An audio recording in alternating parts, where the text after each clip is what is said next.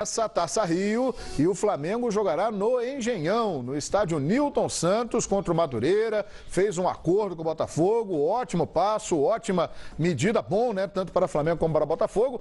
E o Flamengo, há uma semana da estreia na Libertadores, como está para essa partida de amanhã, meu amigo Juliano Lima? Bem-vindo. Tudo bem, João? Um abraço a todos os expedientes de futebol. Pois é, e fica uma dúvida no ar. Na verdade, dá para debater isso por muito tempo aí no expediente de futebol. Faltando uma semana para a estreia da Libertadores. 2 jogos aí, né? Tem o Madureira e na sequência o Fluminense. O clássico que vai ser em Cuiabá. E aí fica com uma dúvida.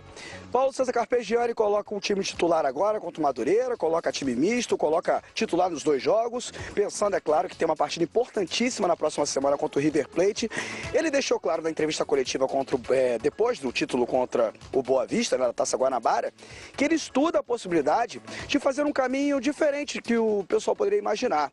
A tendência seria o quê? Colocar os titulares do clássico, né? Um peso, Fla-Flu, e aí contra o Madureira colocava um time misto? Não, ele pensa o contrário.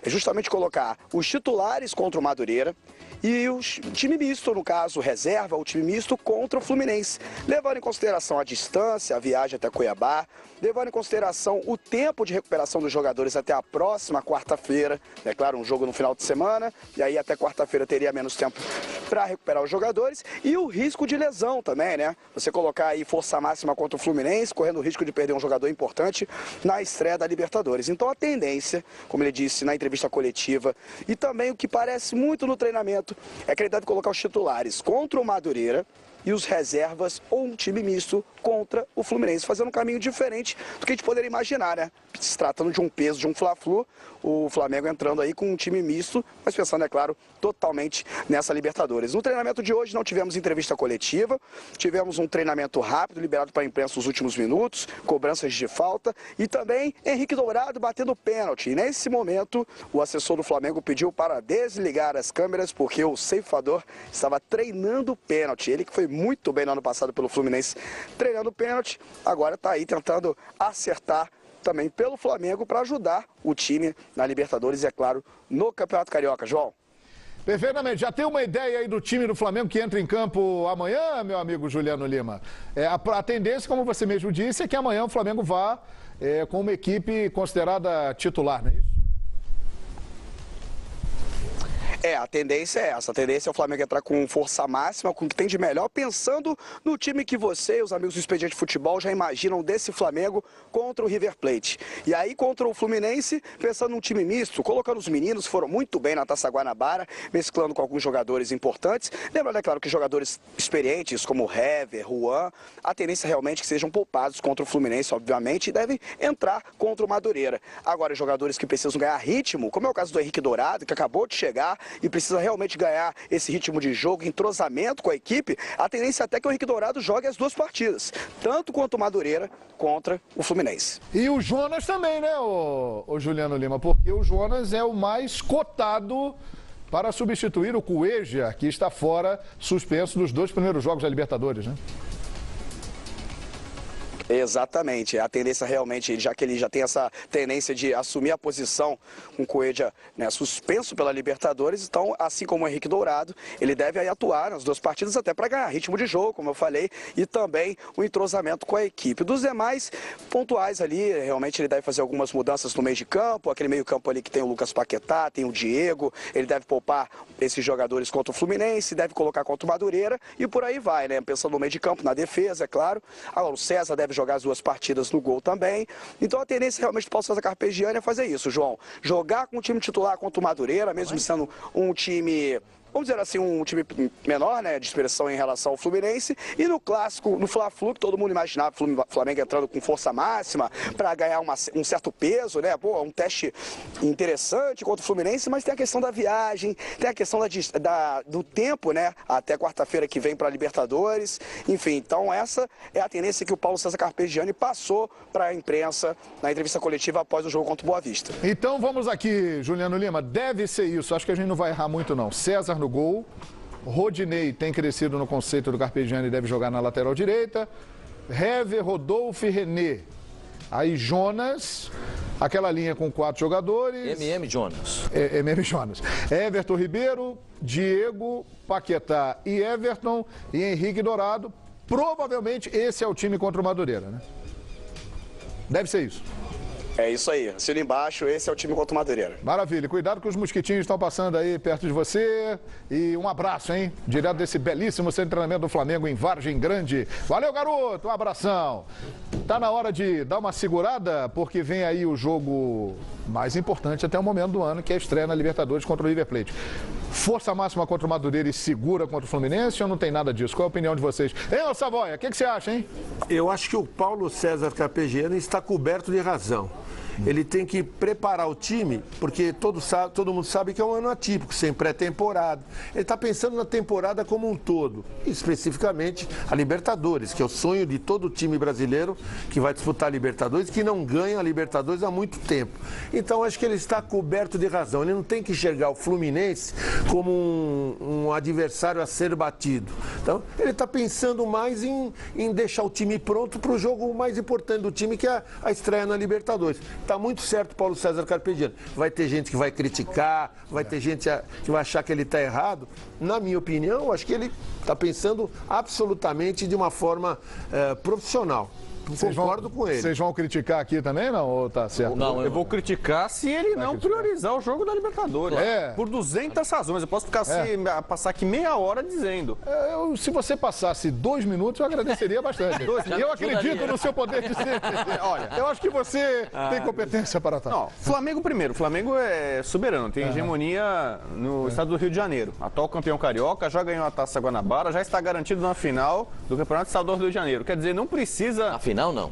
Na final, na decisão. Na semifinal.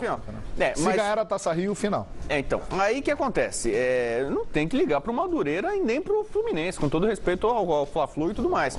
O Flamengo tem tido problemas para passar da fase de grupos. Mas contra o Madureira deve ir com a força máxima, tá? Mas uma semana antes da o Madureira... O foco, eu acho assim, com o risco de perder, tem que focar o jogo contra o River Plate. Que é no Engenhão também, onde vai jogar com o River Plate. O Flamengo talvez seja o time brasileiro que está tendo mais problemas, times grandes de expressão do futebol brasileiro, com problemas em fase de grupos de Libertadores. O Flamengo não tem passado. 3 eliminações seguidas. Então, o grupo do Flamengo é complicado. Eu acredito que vai passar o Santa Fé. Vamos mostrar aqui, acredito, a classificação do Santa Fé, que vai engrossar ainda mais esse grupo. Ainda hoje, né? O Flamengo tem um problema de local, sem torcida. Vai dificultar ainda mais o caminho do Flamengo. Então, o Flamengo tem que entrar rasgando.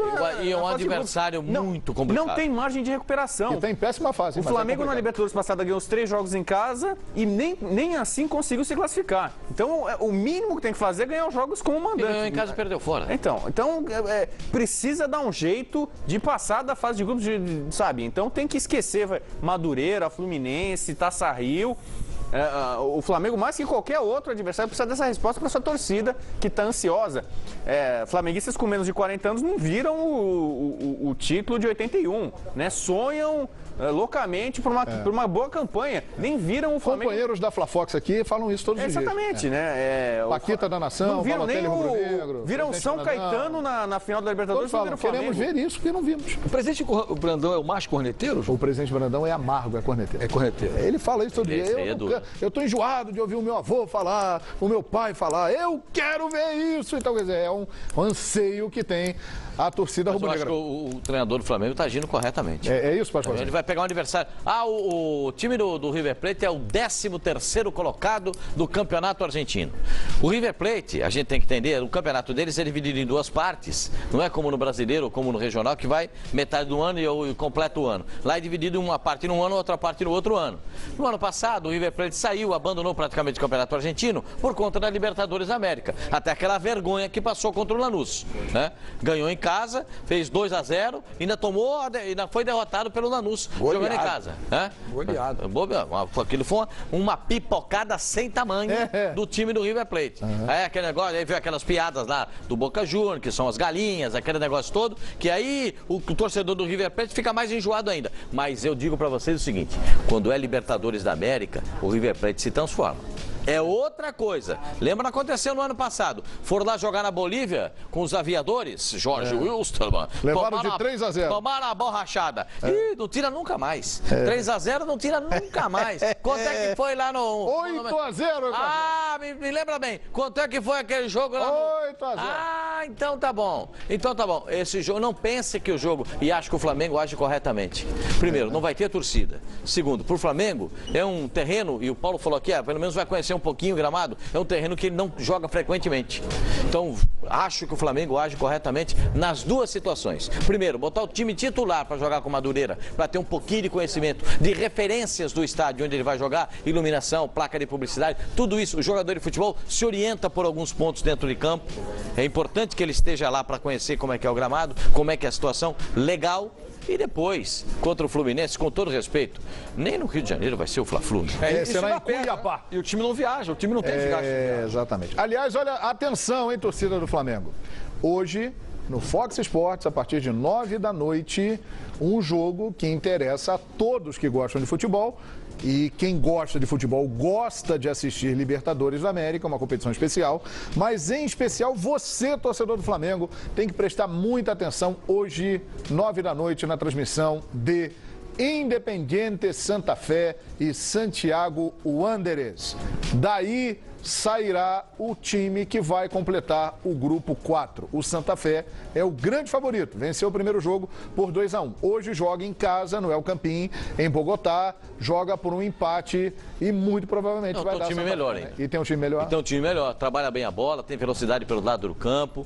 Eu acho que é um time mais consistente. Esse time vermelho e branco é perigoso.